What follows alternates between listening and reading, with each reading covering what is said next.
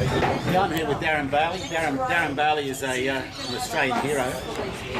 Darren Bailey has been fighting the Islamisation of Australia and has dire warnings about the future of Australia and the future of our genes in the event that Islam is not stopped. Darren, would you like to tell us about what we're in for? Well, everybody knows that the Australian growth rate is 1.4 children to the Islamics, which is 14 children per family.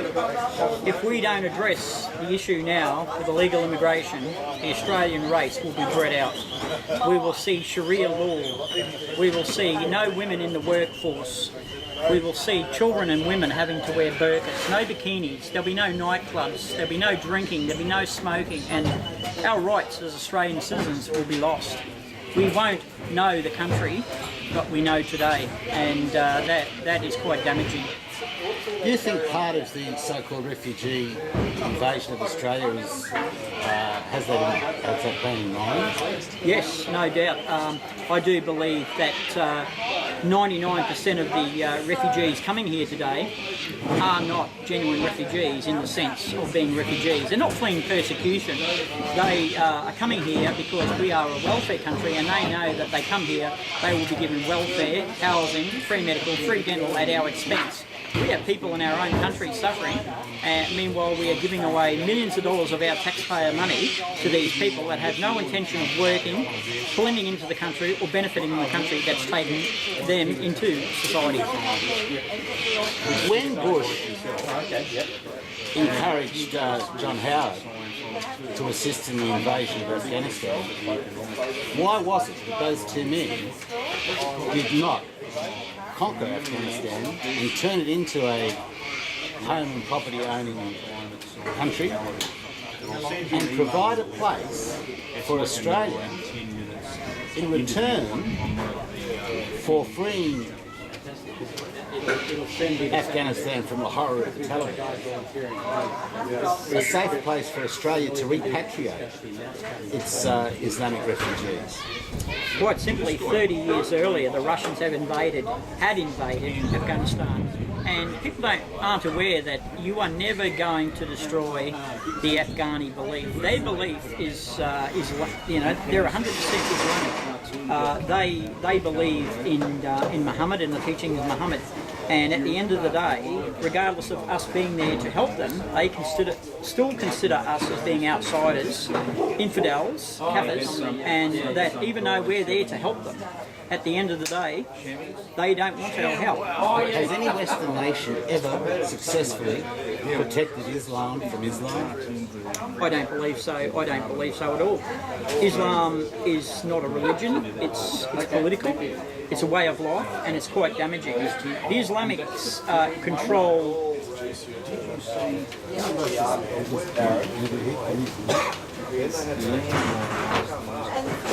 Can you just come back a bit there, man? The Islamic way of life is very dangerous. They believe in Sharia law, they believe in the burqa. We can't have that or afford to have that in this country. It goes against our ideals. This country is built on Christian beliefs. Christians are considered infidels and should be persecuted by the Islamics as what they believe. That's taught in the Quran under Surah 3 verse 28 that no Muslim shall befriend a non-Muslim. So basically, the ones that are coming here, their interests don't lie in, controlling and fitting into Australia. They have their own agenda, and they don't want to benefit Australia. Not many of them work. They all rely on welfare. They're all having 14, 15 children. The fact is, they don't want to contribute to the building of this country.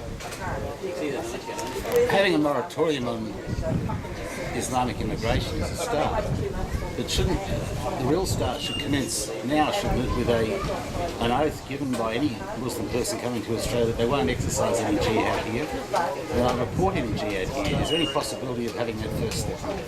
No, I don't believe that will happen, even though that should happen. the Gillard government are being financially supported and are sympathetic to the needs of the Islamic people. You know, if I'm running as a politician and I'm being supported by a financial organisation, I'm going to give allegiance to that financial organisation.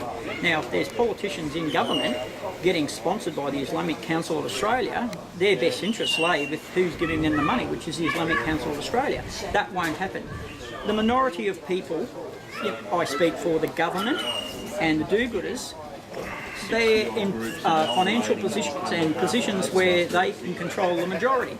If you ask the majority of Australians and get it out to the Australian people, the average Australian person in the street, the average mum and dad, the average soldier, the average school student, they will tell you they're totally against what Islam stands for and what they want to do to Australians. There's no redemption for Islam, is there? Because even in a country where they have full control, there's no peace there. No, of course not. No, there's no peace. 100% countries with a 100% Islamic population, the radicals kill the moderates, and that's fact, like Afghanistan, Iraq, Iran. And having a 100% Islamic population at no time will stop the war. It just means that they'll kill one another because radicals want to have the majority of say.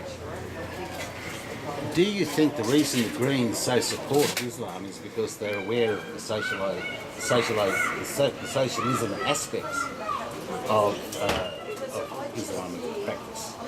Well, the Greens should be the ones most concerned at the rise of Islam in this country.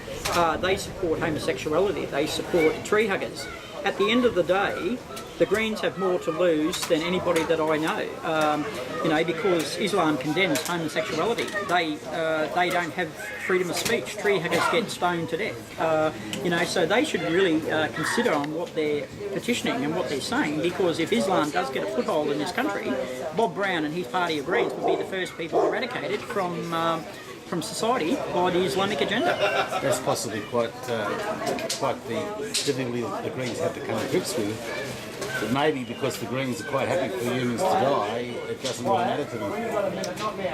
That's quite correct. The Greens' agenda is quite damaging to Australia on many fronts. Having farmers being told they can't cut down their trees, and myself coming from a farming family being told that we can't remove trees, it's a known fact that sometimes to regenerate an area you must burn it, and it's a fact that the Islamic people have destroyed every country that they've gone to, and they don't rejuvenate and don't respect the wildlife and the bush like the Australian people do. It's just a known fact. What was your feeling about the Geert Wilders Dutch trial, the result of it? I can't honestly say I saw that comment or saw the interview on that, so I can't comment. That's good. I'm very interested to know what sort of government we can get into Australia that will stop Islamic immigration to Australia. I think, honestly, we need a government willing to stand up for the people, the average Australian, the average mum and dad, the average battler, fight for them and give the majority a say, rather than have a minority who are sponsored by the Islamic Council of Australia having a say over the majority. This is what I'd like to see. Maybe someone from a military background, an ex-military officer, because military rule in this country is not like it is in Cuba or China or countries like that abuse human rights. Someone like Peter Gratian, who was the former CDF of the Australian services, someone like Paul Alexander, who's currently the Surgeon General. I'd like to see someone like that into politics and bring the country into line. The Liberal Party, before the last federal election, disendorsed a man called David Barker, who was standing against an endorsed Labor Party Muslim candidate. They disendorsed him because he made statements about the danger of Islam to Australia. What should Abbott have done in that case? I think Abbott needs to toughen up and grow a pair, and that's putting it mildly. I was a member of the Liberal Party for many years. I resigned because what I seen the Liberal Party becoming and the way they're becoming soft. So really, you have no choice when you're in politics. You either vote Labor, who are extreme left, or you vote Liberal, who are just as bad. We do, I believe, need an alternative third party who's willing to stand up for the farmer, stand up for the Australian mum and dad. And as a lobbyist, I intend to find people in that position and, and rally and support those to the best of my ability. Thank you very much. Thank you.